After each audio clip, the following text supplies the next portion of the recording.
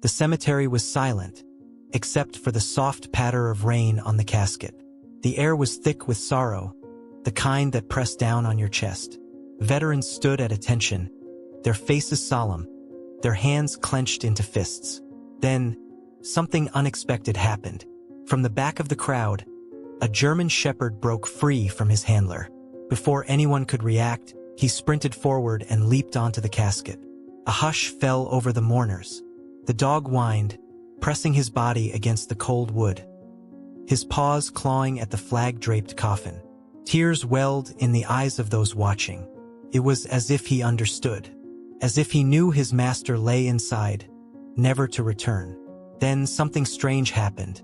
The dog's ears shot up, his body tensed, his deep brown eyes fixated on something. But there was nothing there. A gust of wind swept through the graveyard. The flag on the coffin shifted slightly. A few mourners shivered, exchanging uneasy glances. Then the dog growled, low, deep, unmistakably protective. The handler moved to pull him away, but the K9 didn't budge. His eyes followed something unseen, his hackles rising. It wasn't grief. It was alertness.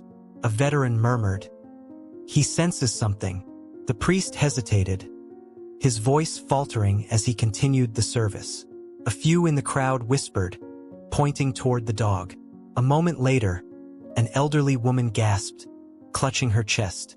"The flag moved," she whispered, "but the wind stopped." A chill ran down my spine, and then I saw it.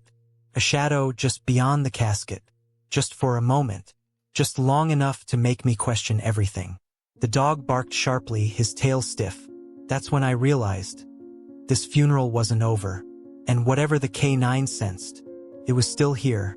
The sky hung heavy with dark, brooding clouds, casting an eerie gray over the cemetery. The rain had stopped, but the ground was still damp, the scent of wet earth mixing with the crisp autumn air. A faint mist curled around the headstones, slithering between them like silent whispers of the past. The trees that bordered the cemetery stood motionless, their bare branches stretching like skeletal fingers toward the sky. The silence wasn't peaceful.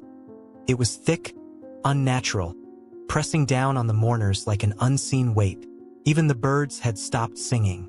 It was as if the world itself held its breath. A sudden gust of wind rustled the fallen leaves, sending a soft shiver through the crowd.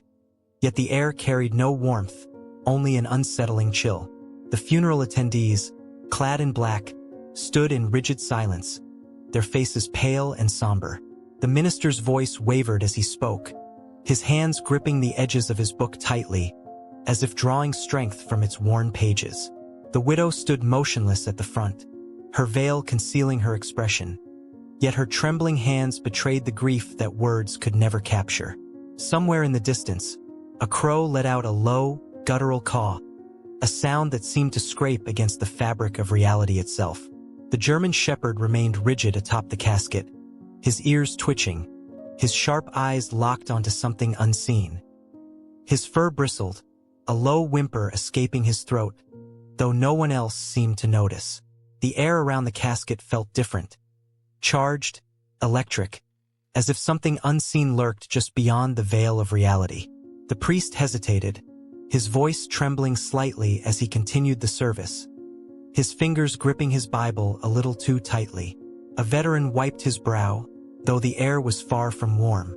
The widow, clutching the folded flag to her chest, stared past the crowd, her lips slightly parted, as if listening to something only she could hear. Then, from somewhere among the tombstones, a soft, dragging sound echoed, a sound that did not belong to the living. The dog's ears shot up, his body tensed, and a low, warning growl rumbled in his chest. A cold gust of wind swept through the cemetery, and with it came a faint whisper, a voice too distant to understand, yet too chilling to ignore. James Holloway had seen death before. As a retired Marine, he had lost comrades in battle, had stood at too many funerals, and had carried too many folded flags. But nothing prepared him for this. The casket in front of him wasn't just another name on a casualty list. It was his brother, Daniel, his only family, the one who had always been there, through deployments, through sleepless nights, through the endless echoes of gunfire in their minds. James had survived the war, but Daniel had not. The irony wasn't lost on him. While James had dodged bullets in foreign lands, Daniel had died on American soil in a car accident. A cruel twist of fate. He stared at the wooden casket, his fists clenched so tightly that his nails dug into his palms. He should have been the one in there. The guilt was unbearable, gnawing at him like a parasite. But as much as the grief weighed on him, something else was unsettling him. Something he couldn't explain. The air felt thick, wrong, as if an unseen presence loomed over them.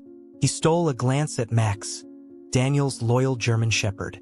The dog's hackles were raised, his eyes fixed on the casket with an intensity that sent a shiver down James's spine. Beside him, Sarah, Daniel's widow, stood motionless, her grip on the folded flag so tight her knuckles were white. She hadn't spoken much since the accident. Her silence was heavier than her grief. James had tried to comfort her, but what could he possibly say? He was drowning in his own guilt, his own nightmares. And yet, as he looked at her, he could tell she was feeling something else, something beyond sorrow. Her gaze wasn't on the casket anymore. It was distant, unfocused, as if she was hearing something no one else could. James was about to whisper her name when Max let out a low, warning growl. The dog's entire body stiffened, his ears twitching. The mourners around them didn't seem to notice, too lost in their sorrow. But James felt it too. A shift in the air, like the weight of unseen eyes pressing against him. He turned his head slowly toward the surrounding graves, his breath hitching in his throat. And that's when he saw it. A shadow, tall, unmoving, standing between the headstones. It wasn't a trick of the light. It was real, and it was watching them. James didn't believe in ghosts. He didn't believe in omens or signs. But the shadow standing among the graves wasn't a figment of his imagination. It was real. His pulse quickened, his military instincts kicking in as he scanned the figure. It was too far to make out details, but its presence sent an unmistakable chill down his spine. A gust of wind rustled through the trees, carrying with it the scent of damp earth and something else. Something metallic. Blood. His breath hitched. He took a step forward, ready to confront whoever or whatever it was, but in the blink of an eye the shadow was gone. Max barked, a sharp, frantic sound that cut through the silence. The mourners turned, startled, their whispers carrying confusion. Sarah flinched beside him, her grip on the flag tightening. "James," she murmured, her voice barely above a whisper. "Did you see that?" He hesitated, debating whether to tell her the truth. But Sarah's wide, terrified eyes told him she already knew. Before he could answer, the priest cleared his throat and continued the ceremony. James forced himself to look away from the graves, but the uneasy feeling didn't leave him. That night, unable to shake the tension, James stayed at Sarah's house. She hadn't asked, but he couldn't leave her alone. Not with whatever was lurking. Max, usually calm and obedient, paced restlessly near the front door, growling at nothing. James sat at the kitchen table, a whiskey bottle untouched in front of him. The house felt heavier than usual, like the walls were holding in a presence that didn't belong. Then he heard it, a faint scratching noise. His muscles tensed as he followed the sound, leading him to the back door. The porch light flickered, casting long, distorted shadows across the yard. Slowly, he reached for the handle and pulled the door open. Nothing, just the cool night air pressing against his skin. But Max remained by his side, ears perked, eyes locked onto something just beyond the fence. Then James saw them, footprints in the dirt, fresh, leading away from the house. His heart pounded as he followed them, his breath fogging in the cold night. The tracks were deep, deliberate, but then they stopped, abruptly, as if whoever left them had simply vanished. James crouched, running his fingers over the disturbed soil. No signs of turning back. No signs of someone jumping the fence. Just gone. A low growl rumbled from Max's throat, and James followed his gaze to the tree line. And that's when he saw it again. The shadow. But this time it was closer, standing completely still, watching him. James's instincts screamed at him to move, to act, to do something. But his body felt frozen, locked in place by an unseen force. The figure didn't move. It didn't breathe. It just existed in the darkness, as if waiting for something. Then, without warning, Max lunged forward, barking wildly. The moment he did, the shadow moved. Fast. Unnaturally fast. 1 second it was by the trees. The next it was gone. James stumbled back, his heart hammering against his ribs. This wasn't just grief playing tricks on him. Something was here. Something real. Back inside, he found Sarah sitting at the dining table, staring at nothing. "It's happening again," she murmured. His blood ran cold. "What do you mean, again?" She finally looked at him, her eyes hollow. "Daniel saw it before he died," she whispered. "The shadow." He kept saying it was following him, watching him. James swallowed hard, his hands clenching into fists. "Why didn't you tell me?" "Because I thought he was losing his mind," she admitted. "But now," she trailed off, her expression unreadable. "Now, I think it killed him." The words hung between them, heavy and unshakable. Daniel's accident. Was it really just an accident? The next morning, James went to the crash site. The road was still marked with skid lines, the metal barrier dented where Daniel's car had gone off the edge. But standing there, something felt off. He closed his eyes, picturing the scene. The reports had said Daniel swerved violently, as if trying to avoid something. But what if he wasn't avoiding? What if he was running? Max sniffed the ground, his posture rigid. Then suddenly he whined and backed away. James frowned, stepping closer until he saw them. More footprints, right near the edge of the road. But these weren't Daniel's. They led toward the forest. James followed. The deeper he walked, the quieter the world became. No birds, no wind, just silence. The trees stretched high above him, their twisted limbs blocking out the sun. Then he saw something half buried in the dirt. A notebook. Daniel's notebook. His fingers trembled as he picked it up, flipping through the pages. The handwriting was frantic, filled with paranoia, warnings, and fear. "It knows I see it. It's getting closer. I think it's inside the house." James's stomach twisted. Daniel knew he was being hunted, and whatever had been after him was still here. A crack of a branch made him whirl around. His breath caught in his throat. The shadow was standing right behind him, watching, waiting. Max barked furiously, snapping James out of his paralysis. He stumbled back, adrenaline surging through his veins. But the shadow didn't move. Instead, it lifted one arm, slowly, pointing toward something behind him. James turned, his heart racing. A gravestone, freshly dug, and carved into the stone was his name. His blood ran ice cold. Max growled, stepping protectively in front of him. But before James could react, the air turned frigid.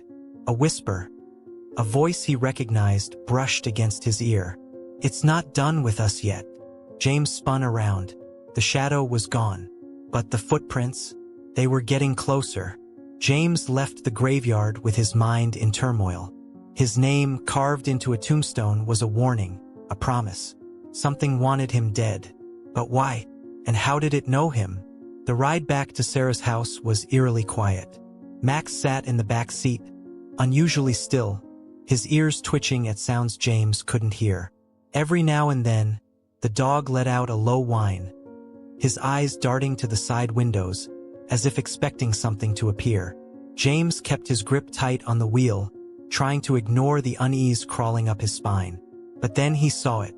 A figure, standing by the side of the road, not moving, not waving for help, just standing there. His pulse spiked as his headlights swept over the figure, revealing nothing but a featureless black silhouette. No face, no eyes, no features at all. Just a human-shaped void in the darkness. He clenched his jaw and pressed the gas pedal. The car sped forward, but in his rearview mirror, the figure didn't disappear. It stayed, right there, unmoving. And then, just as quickly as it appeared, it was gone. James's grip on the wheel tightened. His military training told him to find logical explanations, but logic didn't explain this. That night, the house was silent. Sarah had gone to bed early, emotionally drained. James sat at the kitchen table, Daniel's notebook in front of him. He flipped through the pages again, reading the frantic scrawls. "It knows I see it. I think it's inside the house." He exhaled, rubbing his temples. Maybe Daniel had been paranoid. Maybe grief had made him lose his mind. Maybe, thud. James froze. The sound had come from upstairs. Slow, heavy, a single footstep. He glanced at Max, who was already on his feet, his body tense. The dog's ears twitched, and his tail stiffened. He had heard it too. Another step, then another. James stood, every nerve in his body on high alert. The house creaked as if something was shifting, moving. Then came the whisper, right above him. "James!" His heart slammed into his ribs. The voice was hoarse, barely audible, but it knew his name. Max let out a deep, guttural growl, his fur standing on end. James grabbed the nearest object, a kitchen knife, and stepped into the hallway. The air was thick, suffocating. He took slow, deliberate steps toward the staircase. The upstairs hallway was dark, shadows pooling in the corners. Then suddenly, a loud bang. The bedroom door at the end of the hall slammed shut. James inhaled sharply. He forced himself forward, inching closer, every step feeling heavier than the last. He reached for the doorknob, his palm sweaty against the cold metal. Then, from inside the room, a scraping sound, like nails dragging across wood. James exhaled, trying to steady himself. He counted to 3 in his head, then pushed the door open. Nothing. The room was empty. No signs of movement. No intruder. Just the bed, the dresser, the old rocking chair in the corner. Wait, the chair was rocking. Slowly. Back and forth. Back and forth. James's breath caught in his throat. His mind raced for explanations. Maybe a draft? Maybe. Then he saw them. Footprints. Dirt-stained prints leading from the chair to the bed. And then, just as suddenly as they appeared, they vanished. James took a shaky step back. His instincts screamed at him to run, to get out. But before he could move, click, the closet door creaked open. His stomach turned to ice. Something was inside. Max barked furiously, lunging toward the door. James barely had time to react before the light in the room flickered violently, casting long, jagged shadows along the walls. And then, silence. Utter, suffocating silence. James could hear his own heartbeat hammering in his chest. And then, from inside the closet, a single breath, not his, a whisper followed, curling around his ear like smoke. "You shouldn't be here." The bulb above flickered one last time, then burst, plunging the room into darkness. Max barked again, snapping James into motion. He lunged forward, slamming the closet door shut. His hands trembled as he locked it, his breath ragged. Something was in there, and it wanted him to know it. James grabbed Sarah and left the house that night. He didn't care about explanations anymore. He didn't care if he sounded insane. They needed to leave. They booked a motel on the edge of town. But even there, James couldn't shake the feeling of being watched. Every shadow seemed longer. Every sound felt deliberate. Then, at 3:12 a.m., his phone buzzed. A text message. From Daniel's old number. But that was impossible. His fingers hovered over the screen before finally opening the message. "It's not done with us." James's entire body went cold. He forced himself to type back. "Who are you?" The reply came instantly. "Look outside." James's breath hitched. He hesitated, then slowly walked toward the motel window, heart pounding. He pulled the curtain back, and his stomach dropped. The shadow was standing in the parking lot, staring directly at him. James stumbled backward, pulse racing. His phone buzzed again. "You can't run." His mouth went dry. He turned to wake Sarah, but before he could, the lights flickered. The room turned ice cold. Max let out a low, fearful whimper. And then, a knock at the door. James turned, dread settling deep in his bones. The knock came again. Slow, deliberate. 3 knocks. Max backed away, ears flat against his head. James took a step forward, swallowing the fear lodged in his throat. Then, just as he reached for the doorknob, a whisper from the other side. "Let me in." The room was shaking, or at least it felt that way. Ethan's breath came in sharp, ragged gasps as he pressed his back against the cold wall. The shadows around him weren't natural. They twisted, flickered, reaching for him with fingers made of darkness. His heartbeat pounded in his ears, louder than the distant echo of dripping water. He forced himself to move, inching forward despite the overwhelming weight of dread crushing his chest. The door ahead, half open and splintered, led to the only possible escape. But something waited beyond it, something that had been watching him all along. A low whisper curled through the air, a voice neither near nor far. Ethan froze. The whisper didn't echo, didn't belong to this world. He swallowed hard, gripping the edge of the broken chair beside him, ready to throw it if necessary. The room was suffocatingly dark now, the dim moonlight from the window swallowed by a growing, shifting mass in the corner. It wasn't just a shadow, it had form, movement, and purpose. And then it moved toward him. Adrenaline flooded his body. Ethan lunged forward, barreling through the door and stumbling into the hallway. The air here was colder, the silence heavier. He knew running blindly was dangerous, but what choice did he have? His feet pounded against the wooden floor, each step chased by an unnatural rustling behind him. Whatever this thing was, it wasn't bound by walls or doors. It followed, slipping through the gaps like smoke, patient and relentless. He reached the staircase, gripping the banister as he hurtled downward. His pulse thundered as he glanced over his shoulder and saw it. The shape had stretched, distorted, its hollow face inches from his. It had no eyes, but he could feel it looking at him. Ethan's foot caught on the last step. He crashed onto the floor, pain exploding through his shoulder. But there was no time to recover. The entity hovered above him, tendrils of shadow curling downward, wrapping around his wrist like a cold, skeletal grip. Ethan screamed, thrashing against the impossible force dragging him backward. His fingers clawed at the floor, nails scraping against wood. He twisted his body, kicking wildly, and his foot struck something solid, the iron lantern by the fireplace. Without thinking, he grabbed it and swung it through the air. The metal collided with the figure, and for the first time it reacted. A shriek, high-pitched and unnatural, echoed through the house as the shadow recoiled, its form unraveling into smoky tendrils. Light, feared light. Ethan's mind latched onto the realization, pushing past the terror that clouded his thoughts. He scrambled to his feet, frantically searching for anything that could hold fire. The fireplace. He lunged toward it, grabbing the half-burnt logs and the box of matches resting on the mantel. His hands shook as he struck one, the tiny flame flickering to life. The moment it did, the darkness behind him convulsed, retracting like a wounded beast. The entity screeched again, its form writhing as Ethan flung the burning wood onto the floor, creating a small, crackling barrier.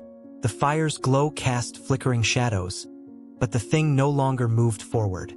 It seethed at the edges of the light, unable to cross. Ethan stepped back, his breath coming in sharp gasps. The fire was his only weapon, but it wouldn't last forever. He needed to end this. His mind raced, piecing together the fragments of horror he'd endured. The entity had been bound to this house for years, feeding on fear, on hopelessness. But what had kept it here? His eyes darted around the room, searching, until they landed on the antique mirror hanging above the fireplace. The glass was warped, dark, and the reflection inside was not his own. Instead, the shadow loomed within, watching him from the other side. The mirror. It was a prison, a gateway. If the entity had come from it, maybe it could be forced back in. He had no time to think, only act. Ethan grabbed the lantern again, this time using it to smash the glass into jagged shards. The air trembled. The entity shrieked, its form distorting violently. The room spun, and for a terrifying moment, Ethan felt as if he was being pulled into the void himself. Then, with a deafening crack, the mirror shattered completely. The entity gave one final, ear-piercing scream before its form was violently sucked backward, vanishing into the void behind the shards. A rush of cold air swept through the room, and then silence. The house, once thick with suffocating dread, felt eerily still. Ethan collapsed onto the floor, his body trembling with exhaustion. The fire crackled softly beside him, the only light left in the room. He stared at the broken mirror, half expecting the entity to claw its way back out. But it didn't. It was over. He had survived. His breath shuddered as he forced himself upright. He needed to leave to get as far from this cursed place as possible. As he staggered toward the door, something caught his eye. A single shard of the mirror, still intact. And within its reflection, just for a second, he saw it. The shadow was still there, watching, waiting. A chill crawled down his spine. He turned away, shoving the shard under his jacket. He didn't know why he took it. Maybe to remind himself that some things never truly vanish. Maybe to make sure it stayed trapped.